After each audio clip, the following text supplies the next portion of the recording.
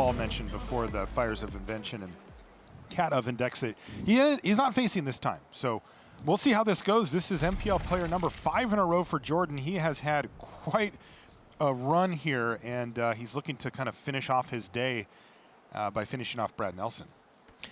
Yeah, and I like this particular sequencing from Jordan here. His draw contains nothing to play on turn 2, so get the 1/1 on the board, then play your Temporal of Malady in order to scry. It is actually kind of an interesting spot with the Fabled Passage, but I imagine he probably wants to Temple of Malady anyway. He's looking for more lands. Yep, just going to leave that on top anyway, so that means that his Fabled Passage is going to be untapped as his 4th land. Paradise Druid kicks things off here for Brad Nelson. I mean, this could be the Lovestruck Beast or the Rotting Regisaur this turn for Jordan. You know, there's just so much pressure so fast. There is, I think, some concern over if he does play just Lovestruck Beast, trying to preserve the cards in hand. If he loses his token, he doesn't necessarily have the ability to attack with Lovestruck Beasts. You know, that could be due to Brazen Borrower specifically. That actually gets rid of the token permanently, but he does have a Foulmire Knight in his hand as a backup 1/1 and picks up an Innkeeper. It's another one. Yeah, this is actually working out really nicely for him. I am curious to see at what point he decides that Rotting Regisaur needs to appear on the battlefield, because he has some pretty nice turn available to him here. He can go Edgewall Innkeeper, press Regisaur, or Edgewall Innkeeper and use Foulmire Knight or Murderous Rider. I think you definitely start with the Innkeeper, right? Because if your opponent wants to counter this, they're spending their mana. Brad would be ending up tapping essentially all of his mana. He can Growth Spiral into the untapped Breeding Pool and cast the Sinister Sabotage this turn, so that he's able to actually continue developing his mana and get that extra card. Does find an Ambusher, but no mana to play it. Right. He has another Growth Spiral or the Sabotage that you talked about. And the awkward thing here is, if he doesn't counter it, well, you got to deal with the threat of every single adventure creature representing extra cards. And if you do, well, your opponent can just spend that 3 mana and play another Lovestruck Beast or a Rotting Regisaur and just kind of crush you. And that's what we're going to see. Yeah, we're going to see that Sinister Sabotage. You mentioned it at the onset there that the Edgewall Innkeeper is just such a problem for Brad Nelson's deck to get rid of once it hits, and he did dodge the bullet of having it come down on turn 1. Right, and this is just the incredible power of the Innkeeper, is that even on turn 4, your 1-drop is a big enough threat your opponent is going to tap out to counter it and allow you to play a 7/6. And there Obviously, it is. Brad is hoping that wasn't what was going to come down, but I mean, this looks virtually over already. This looks super rough for Brad Nelson. Yeah, I mean, the creatures that Jordan has in play just massively outsize everything in Brad's deck, and there's removal waiting in the hand. Look at this attack step here from Jordan. My goodness sakes. Here they come. I mean, Nightpack Ambusher can come down. There is a Murderous Rider. I actually think from Jordan's perspective, he probably would have been best suited if he had played his Overgrown Tomb untapped to play around Quench on his Murderous Rider if there was a Flash creature blocking. Right. Now, as it turns out, Brad doesn't have the Quench, so he won't be punished for that. Right. But this is the kind of small decision making that can end up giving you a. I was actually just going to play it and not block, go to 6. Oh, okay. Interesting. Well. Because he could have double blocked, right? He could have double blocked and gotten at least Register off the board. I guess the thought is he needs to just get the 3/3s. Yeah, that could be the case. Here's a Growth Spiral now for Nelson. But while the shields are down, we're going to see Swift and hit. And that's going to do it. Brad Nelson's going to scoop him up. And I think you called it, Brian. That game was basically over once the Regisaur plus the Beast were on the battlefield and ready to go. Right. And that's just the power of the pressure. Brad's deck is exceptional if it's going up against slower decks like we saw earlier when Javier was able to absolutely dismantle the Jeskai Fires of Invention deck. However, when you are playing from behind, you've got counter magic. You've got these relatively inefficient creatures compared to what your opponent's doing. Nightpack Ambusher is great when you have the time and mana to spend it, play it while you're holding up counter magic. It's a lot worse when your opponent is playing a 5/5 for 3 and a 7/6 for 3, and you've to spend 4 mana for something that can't even trade. Right. So we're going to start consulting the sideboard and see what Jordan wants to do. I will remind you, by the way, that these players are both sitting at 4-0. And what that means is a 5th win actually locks you for day 2. In fact, you're just done. The Yes, winner of this done match for the is day. like, see you guys later. I'm going to go to dinner. Or what time is it? It's only 2:30. All right, lunch. And but I think Hero Nora is open for lunch, man. You know, you can just, it's right down the street. Don't even you say can go. that. Don't even say that. Have you ever commentated by yourself? Because say that again and it's going to happen. I mean, I like the sound of my own voice, so go get yourself some ramen. I'll take it from here. You know, I already went there. I know. Yeah. You guys went before I got here. Yeah. I was very sad. And the crazy part But we're going is back. you live here. We're going back. Like, I mean, I don't live here. Getting from one part of LA to another part of LA is basically like going to another state, okay? well, in that case, I feel bad that the ramen place we love is in a different state. It is for me, too. I've actually never gone other than when I'm at a Really? show here. Yeah, it really is just that far. By the way, we need to figure out, like, is that tomorrow? We'll just make our dinner plans like Yeah. while we're actually You know, casting. It's like, ooh, there's this place. I It's mean, really good. Yeah, you did this. You brought me there the first time and brought it up here. All right, looks like we're getting ready for the opener. But yeah, as I was saying, the 5th win is a lock. In fact, you don't even have to finish playing the rest of the day. Once you get to 5, you are through to day number 2. Yep. So the winner of this match, whether it's Brad winning the next 2 games or Jordan winning one of the next 2 games, will advance. Now, that does not eliminate the loser of the match, however. They still have multiple shots here at getting through. This hand is more than a little bit awkward for Jordan. He only has 2 swamps. This was, in my experience playing various versions of Golgari, especially versions of Golgari that are trying to do the VII Arcbow Ranger plus Rotting Regisaur thing, your mana's a little rough. This is a deck that would love to have like one more dual land in it. It's the reason we see Fable Passage in the deck, but the problem with Fable Passage is it's not an actual dual land, and when you're playing double black and triple green, sometimes you need to get one or the other, and it doesn't satisfy your casting cost requirements for the other mana-intensive card in your deck. Right. It's very much a necessary evil type of thing. I mean, it also doesn't cast your 1-drops. Like, it is pretty awkward. Oh, yeah. But you do what you got to do. Now, the question for Jordan is this 6 something that he can work with? 2 lands, he has the Lovestruck Beast, and in an emergency could run out of Foulmire Knight. I mean, I think it has to be. You're not going to do better than this with 5 cards. And Vivian is almost always the card that when you got a little bit of a sketchy hand, you're like, all right, well, I'm going to need to get swamp with this one, so there's no way I'm ever casting that anytime soon. It's the most expensive and most mana intensive. Brad also did mulligan. He's down to 6, and his hand is a little bit awkward itself. He has some counter magic, Aether Gust, and the Ambusher, but only 2 land. Does find another. Now he can quench whatever it is that. Ooh. All right. Well, and this Wow. is actually kind of an interesting spot because Jordan knows that Brad's deck has quench.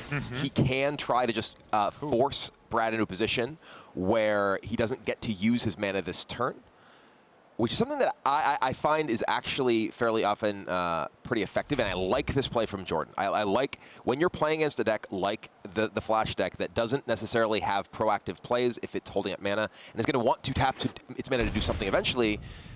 Yeah, now he's going to go ahead and, Brad's going to go ahead and Lovestruck Beast, holding up mana, and this is, I think, a pretty clear sign that he has either Quench or Aether Gust. Been a little bit awkward here for Jordan with his mana. He decided to play the Overgrown Tomb untapped on turn 1, which led to the turn 2 tapped Temple of Malady, and now the turn 3 tapped Fabled Passage, even though he kept the Rotting Regisaur on top of the library. The Rotting Regisaur keep is a little suspect to me, given the circumstances of his mana situation. Yeah, we see the Quench, which he played around last turn. Just decided not to this time. I'm actually very curious about the decision to keep Rotting Regisaur, given the rest of the context of his hand. He already had another 3-minute play in the form of Lovestruck Beast that he could do proactively. He'd love to go digging with the Foulmire Knight if he has like a window, and he has the Murder Strider plus the Questing Beast. So he'd really love to find like another land, and it doesn't really fit into his curve meaningfully. Yeah, the way I interpreted it was that Jordan assumed that he was not going to necessarily be able to curve out, and that he's really just planning for having the most powerful possible hand for a longer game. I don't know if that actually fit the board state, but I think that's what he was thinking. One of the big issues with Regisaur in that context, though, is that if you're trying to play a longer game, Regisaur's gutting your hand. Tear your hand apart. And, great point. And, you don't have that many resources to play with in that situation.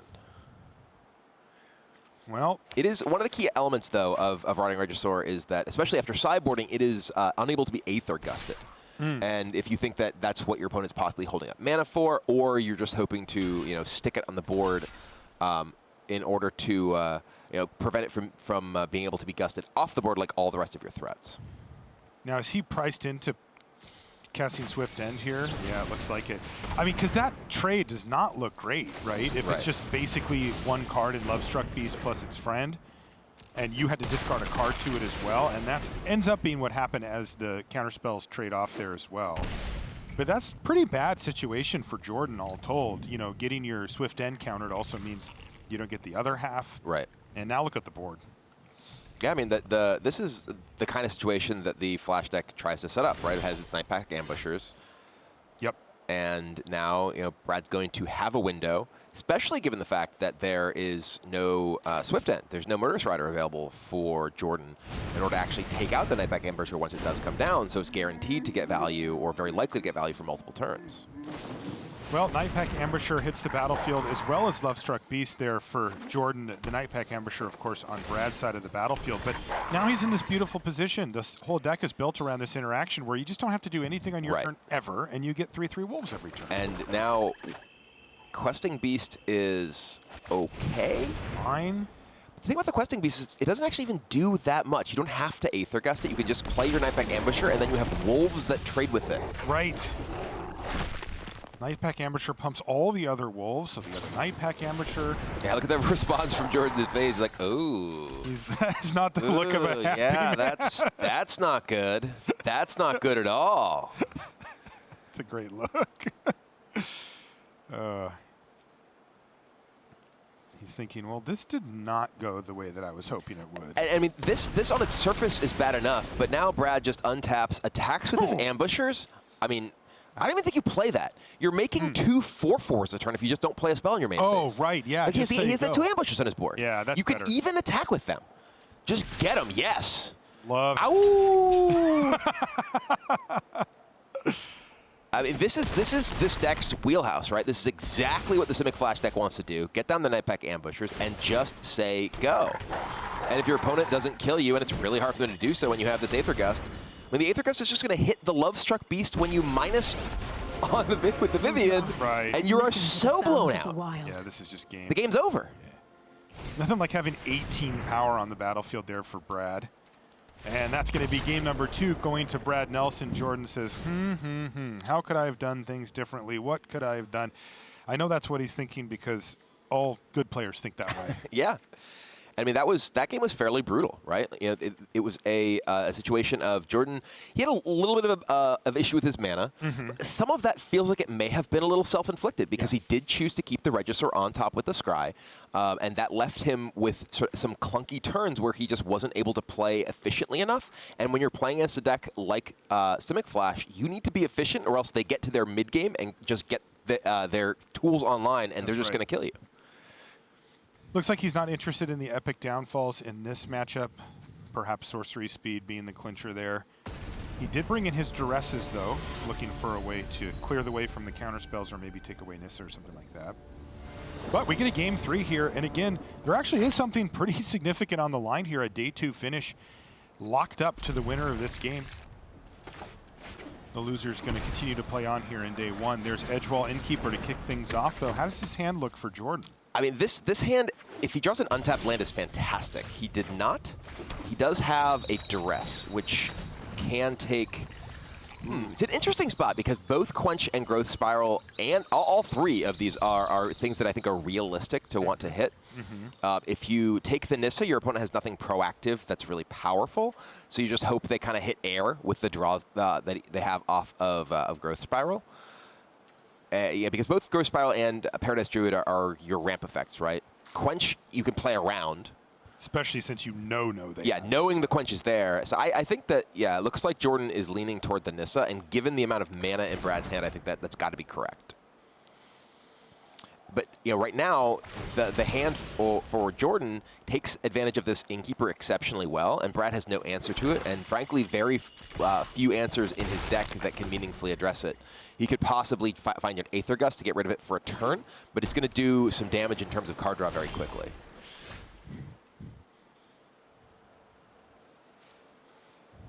I do not like a Duress here.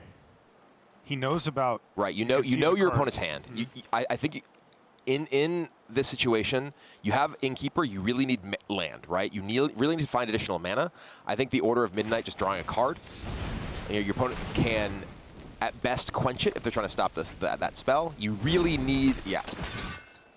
Yeah, he does find that line as well. He didn't happen to hit the land here, but of course, he is now one deeper towards doing so. Growth Spiral for Brad Nelson. Can he find some action? No, but there's a Temple of Mystery, so he might still find something. Gets himself a Scry, goes to the bottom. What does he find for the turn? Another Forest, so plan A of duressing your only action spell and then having you draw nothing has worked thus far. Oh boy, there's another Edgewall Innkeeper, but still no mana.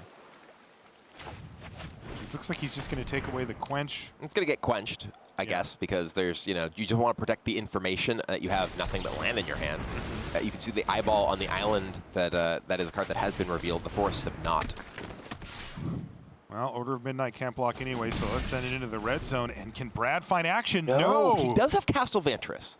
So, this is a situation where, if the game just kind of continues, Brad's not taking very much damage, and Jordan is still sitting very landlight. It's Fabled Passage. I mean, I was talking about earlier just the mana struggles this deck can have, because it lacks the dual land, and you really, really don't want to have to draw these Fabled Passages, so many tapped lands. Yeah, he looks, he's like, oh yeah, I can't do that. Yeah. It's a tapped land. So I guess he can just run out Heart's Desire. I think he doesn't want to play Heart's Desire because he doesn't want to get Heart's Desire countered, because if that gets countered, he doesn't. Right, because then he won't get the Edgewall Innkeeper triggers. Oh, that makes That's sense. the reason he's not doing it, because he doesn't know those are all land in Brad's hand. If Heart's Desire gets countered, and Heart's Desire, the upside is you get a 1/1 to play, right? And if your opponent counters it, it means that you do not get 2 card draws off your Innkeeper when you're able to actually play the Beast. So he's going to just go ahead and stay patient here. He realizes that next turn there could be a flood of cards coming in his direction off of Lovestruck Beast. And then down the line, Murderous Rider as well. You even see a copy of the Great Henge, which could be another great source of card advantage. If I'm sitting in his seat, I'm just hoping this game goes for a few more turns so I can get my mana underneath me, because he seems to have all the tools to win. Oh, he really needs to. Yeah, he almost clicked my turn. Oh, Don't do that. Do not do that. Sack that Fabled Passage. Yeah. Okay, so there's the forest, and he finds an Overgrown Tomb as well. Does he still, though, just want to run out Lovestruck Beast? Yes, I think you absolutely do. The cards. I think that you absolutely want to just play the Lovestruck Beast here, because you need to guarantee the cards. The 1/1, you already have 2 1/1s if you care about it attacking. You're playing against Simic. They're not going to kill them. And right now, frankly, I think that he also doesn't want to play the Overgrown Tomb because he wants to give himself a window to hit Temple of Malady, so he can get the tapped lands into play.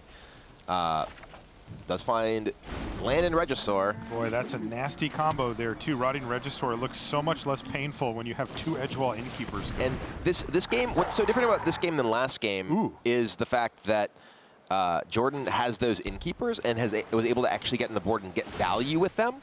So now, yes, Brad is getting a Wolf a turn from this Ambusher, but the cards that Jordan is able to pick up from the Innkeepers are going to eventually outpace the value that Brad is getting from the Ambusher itself.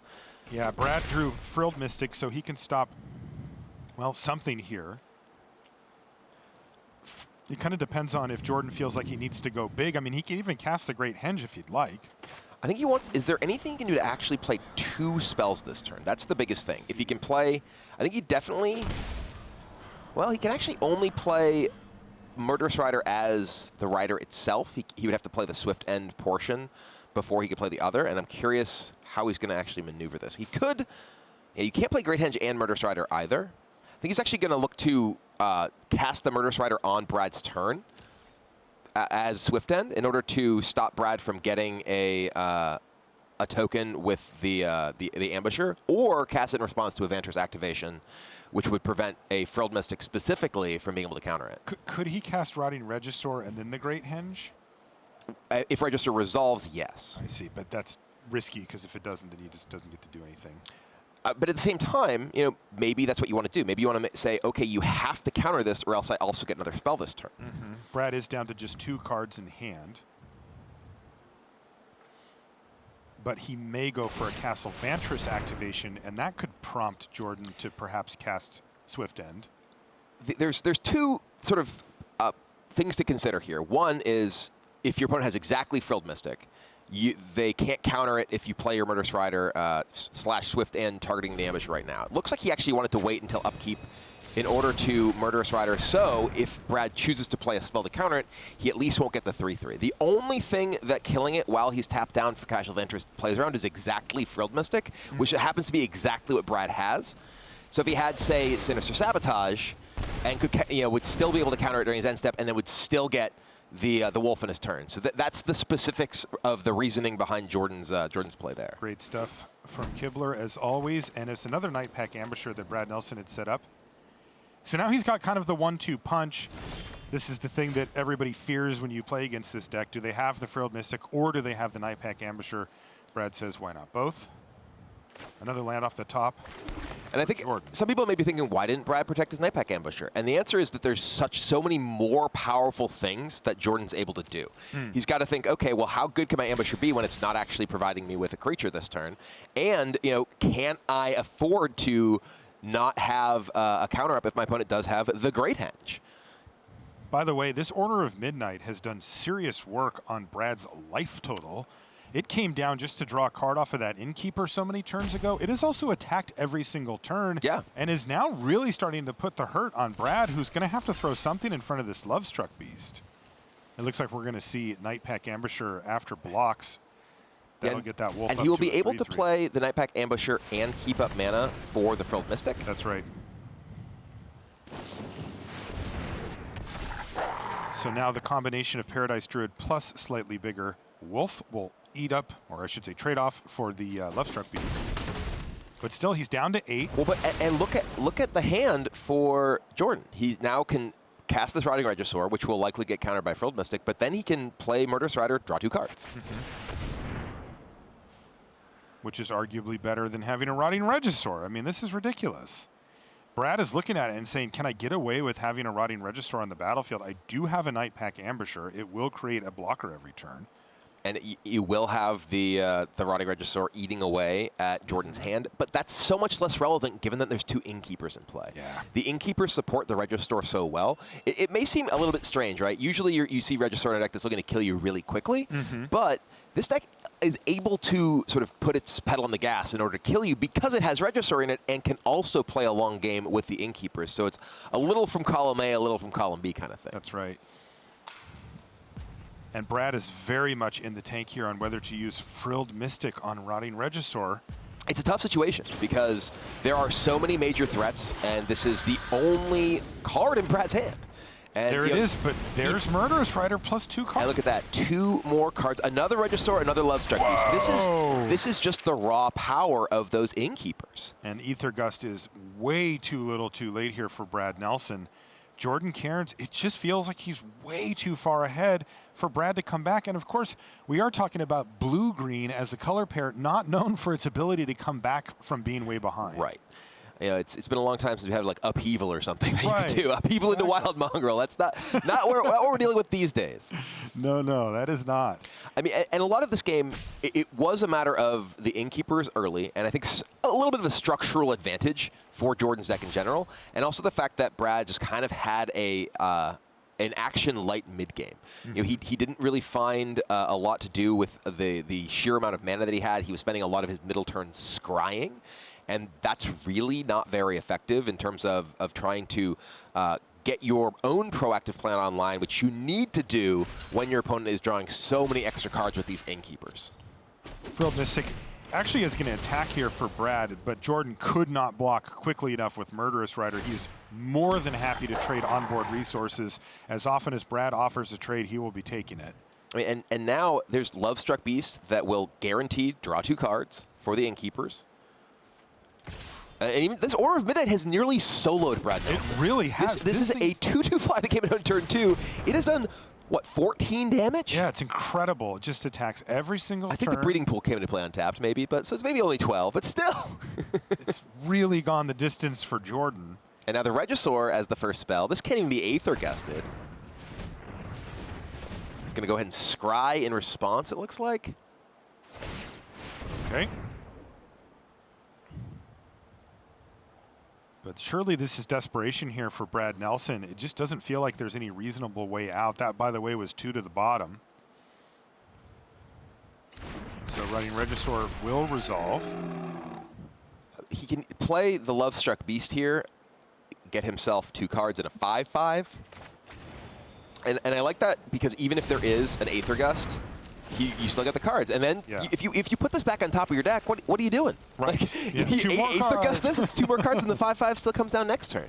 Right, and Brad almost needs to do something here with this Aether Gust just to, maintain some type of board. But the Nightpack Ambusher just doesn't feel like it's going to be able to keep up at all.